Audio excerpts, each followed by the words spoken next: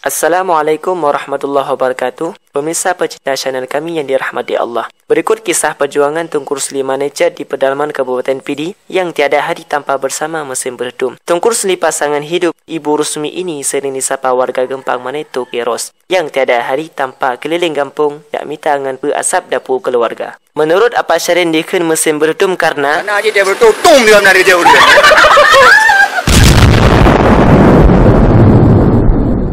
Perjuangan beliau sejak konflik Aceh tahun 1995 hingga sekarang masih bertahan jak wing-wing berdum keliling kampung. Tunku Rusli yang telah berusia setengah abad ini tinggal bersama 6 keluarga di pedalaman Kabupaten Pidi. Selain jak keliling kampung wing berdum, beliau juga memiliki usaha tambahan lain perala lumo dan mentani. Mesin berdum ini tergolong unik dan langka, so perle mesinnya payah tak pesan dari Medan katanya. Lebih lanjut, Tunku Rusli mengatakan hanya dengan modal 4 liter minyak tanah tiap hari bisa meraih keuntungan Rp225.000.